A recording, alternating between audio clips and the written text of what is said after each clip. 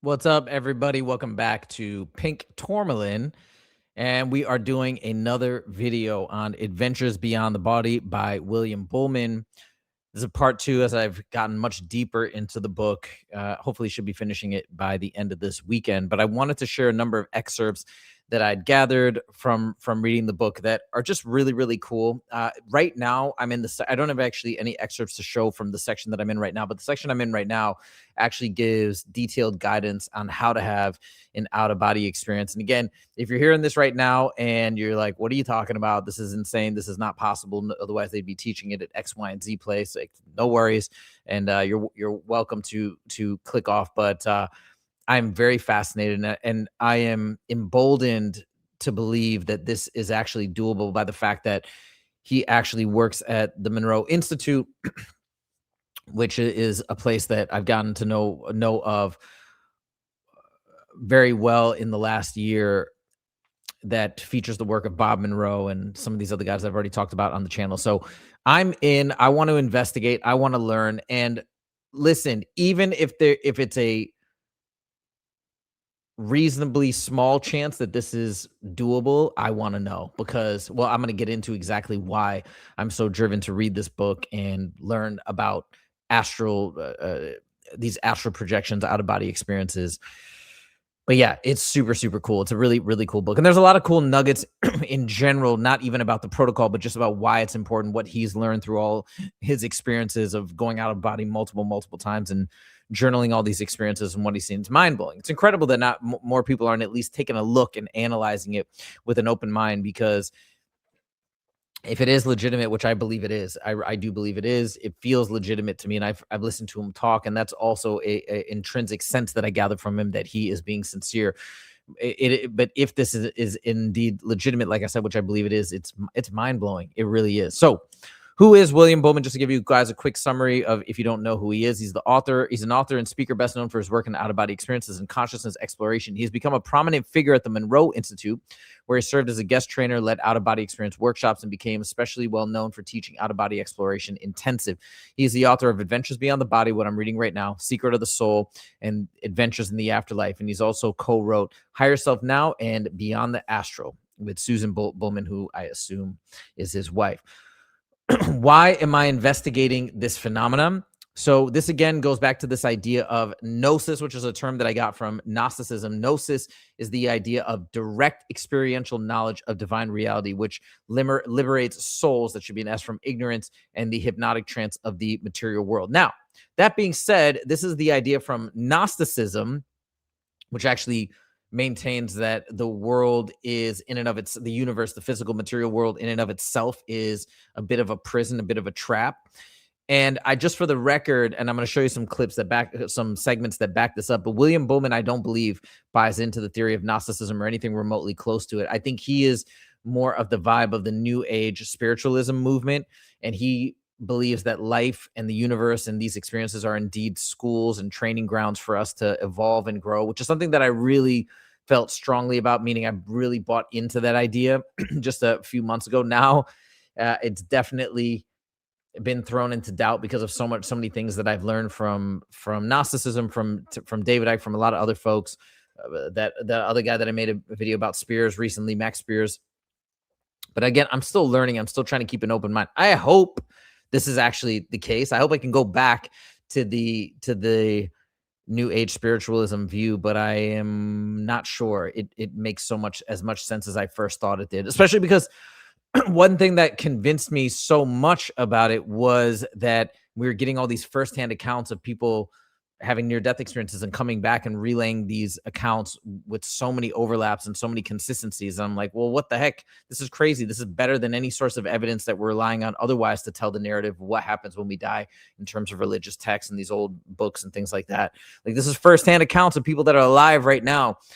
But then you add on the twist that it could be manipulative accounts. It could be things that they're being told to keep the whole shtick going, I guess, that is now throwing some doubt and concern into my mind. But I digress. So we're not gonna go off too much into those theories in this video. I'm just gonna be talking about William Buhlman and this amazing book. So the other reason, I also read a book called Leaving the Trap, which kind of buys into this idea that the physical world, physical realm is a trap that we are hoping to eventually escape and leave and go back to our true spiritual identity. In that book, she says her knowledge, Isabella Green, is all gained through astral projection. That's how she learned what she learned.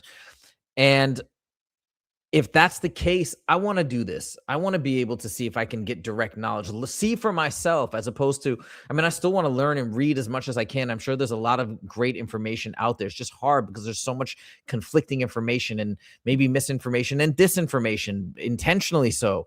So it's difficult. It's going to take maybe the rest of my life to keep trying to figure this stuff out and learn about it. But that's okay. I'm down for that. But regardless, if this phenomenon is a direct key for me to witness and see things for myself, I'm going to take it. I'm going to take it. That's mind blowing to me. The last reason why I definitely want to learn about this phenomenon is this quote that is always going to stick with me that William Buhlman said at a Monroe Institute speech. He says, "Everything I've learned, we've learned, all of us collectively have learned on earth in these physical bodies is flawed just by virtue of the fact that we are imperfect by design. There are going to be biases. There's going to be issues in terms of what we're receiving. There probably could be some deception happening at a higher level. And why is that so far-fetched? We deceive each other all the time on this planet and in this realm. I mean, it seems to be second nature to some extent in this realm.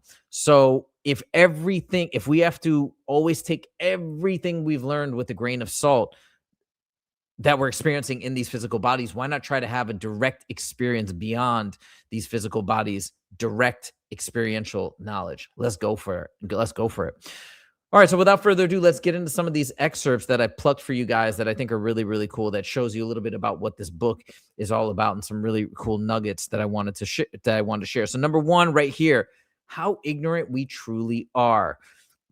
And this theme kind of comes up over and over in the book, which again makes me hungry to have one of these experiences and see what it's all about and see what I can ascertain in that realm. And by the way, I have been trying unsuccessfully up to this point, but I have been trying to follow some of the protocols and steps outlined in the book, but unfortunately to no avail as of yet. It strikes me how arrogant we are to assume we know anything. Everything we know is flawed. Keep remembering that we who don't know who we are, why we're here, or even where we go, consider ourselves the dominant, intelligent rulers of the world. It's truly ironic just how deceived we are. It's even more laughable that we hold so many firm convictions and conclusions, right? This is what this channel is all about, being open-minded concerning things we don't see or understand. Now more than ever, I'm convinced that out-of-body exploration can provide the answers to the many mysteries of our existence.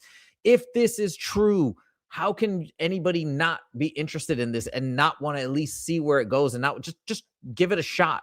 Like, it's just mind-blowing to me that people wouldn't even want to read this book or read other books.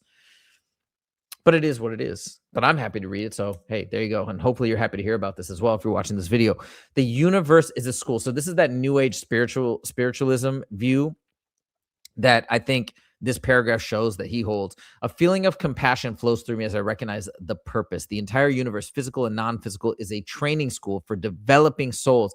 I clearly see schools within schools, dimensions within dimensions, all serving as an interactive learning environment. Each energy level of the universe is serving a specific purpose. So I think when he says each energy level, it's like vibration or density or whatever, how, different people define it different ways.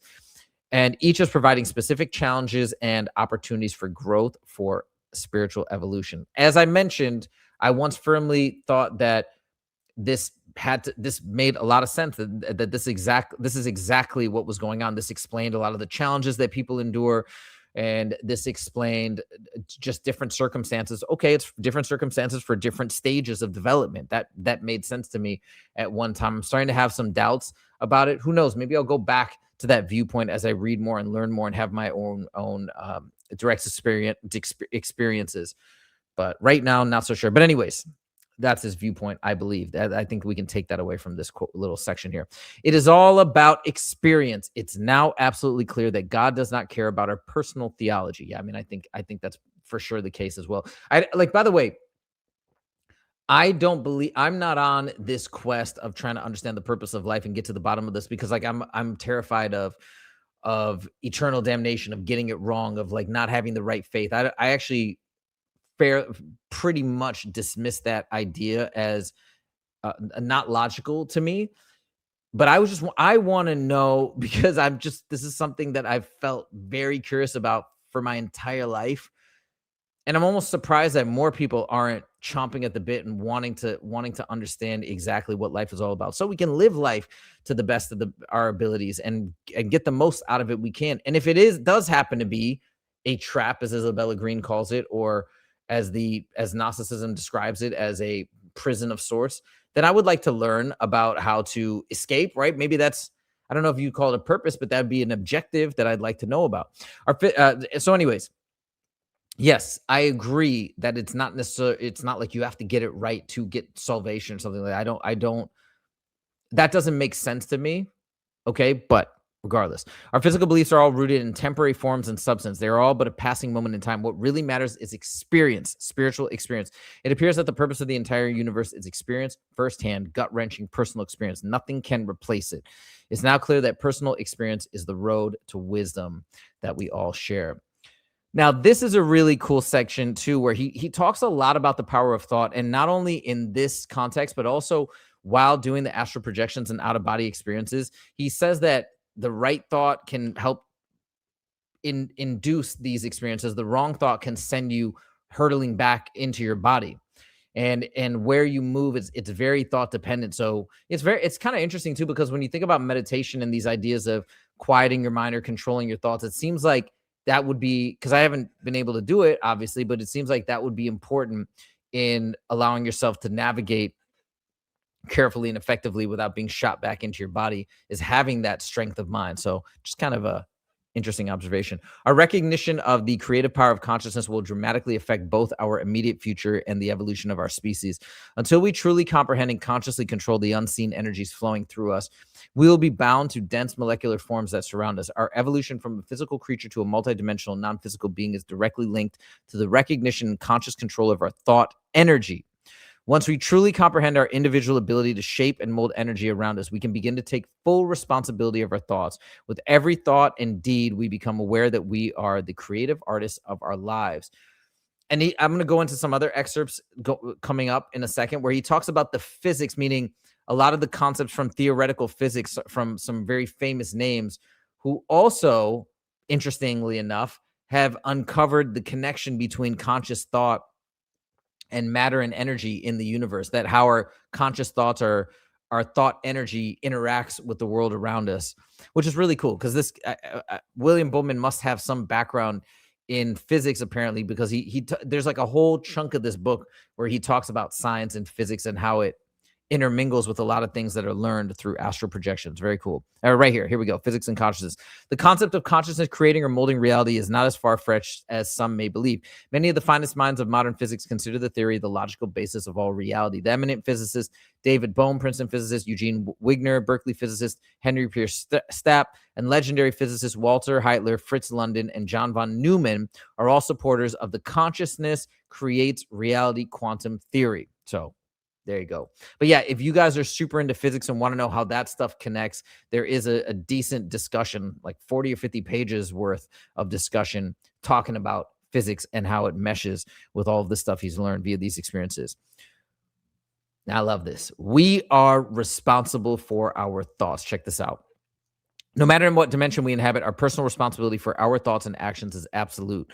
All thoughts are created. Both positive and negative thoughts and action will create a corresponding restructuring of the immediate non-physical environment. This is why spiritual leaders have always stressed the themes of do unto others, golden rule, and love for all. Once you fully recognize the power of your thoughts, you will never again create or hold a negative, destructive image in your mind. Negative and self-limiting thoughts are the real enemy we must face. Now, whether or not you fully believe all of our negative thoughts are truly our responsibility, or perhaps the product of negative influencing by the powers that be, according to Gnostic theology, archons, it kind of doesn't really matter, because the message that I pluck from this paragraph, even if you don't believe that we are truly solely responsible, we should try, regardless of what thoughts we're being inundated with or fed with via the news or all these negative sources of information. we should try our darndest to have a positive outlook, to avoid negative content if it's not serving any benefit. I mean, if there's certain things we have to look at to thrive and survive, of course, but like watching horror movies or watching negative, listening to negative stories that are really inconsequential, yet we're just drawn to it for the drama of it. Yes, it's being presented. Yes, it's being put in our face, but we should, I think that's my takeaway from this. We should make an effort to inundate ourselves with positivity, to surround ourselves with positivity, and that hopefully will raise our vibration. I imagine raise the vibration of those around us as well. We can be the role models and we can be that positive spin and influence for somebody else. Now, this is just so wild to me. And again, it just makes me so excited to keep reading and learning and exploring about this topic. We can explore the universe. It's like capable to all of us. We don't have to build SpaceX or start a company, right? If this is truly doable, this is achievable and accessible to all of us. Like, that's mind blowing. Actually, he talks in this book about somebody who is unable to walk, and they started practicing this technique and then were able to come out and explore and fly all around, and how incredible and life-changing that was for them. But I think for all of us, this could be unbelievable to just experience and see more and get a better understanding of what this whole experience is all about. The multidimensional universe is not just another theory. It is an observable fact. By implementing the out-of-body techniques presented in this book, you can verify this discovery for yourself. Gnosis. Self-direct knowledge. Self-initiated control and controlled out-of-body experiences give us a remarkable opportunity to explore deep within the unseen interior of the universe. The current scientific focus on dense molecular activity will slowly shift to a frequency-based form of research. In the 21st century, science will begin to recognize that the dense forms around us are the outer vehicles of energy, and that the entire physical universe is only a tiny portion of the magnificent multidimensional universe. Maybe it's even beyond this universe. I don't know. Who knows? Again, direct knowledge. He's doing this because he wants to know for himself. Same as me. When I'm asked why out-of-body exploration, my response is simple. I need to know the answers for myself. I find little comfort in beliefs. Me too, especially since they are the most abundant commodity available today. Every society, every culture is overflowing with its version of the truth, a man-made collection of solid, could be like speaking my language right here, of solid convictions. Just talking to my mom about this. These beliefs change with time, evolving and decaying, while the truth of our existence remains the same, hidden under the ever-growing mountain of doctrines, dogmas, assumptions, and conclusions. Boom. What a powerful paragraph. And this is exactly how I feel. Yes, I'm trying to dig through the doctrines and the dogmas and see if I can find kernels and nuggets of truth that may exist, that may interact, that may connect some of these separate and distinct theologies together. But ultimately, if I can know and feel for myself, man, how incredible would that be? And I know for me, I would not, if somebody's trying to manipulate me, that's one thing, but I would not taint this information. And I would want to share it unadulterated, pure, exactly as it is. I want to know. And this gets me so excited that he states that's exactly why he's on this journey and working on perfecting and continuing to work on perfecting this technique and sharing this technique. I got fired up there.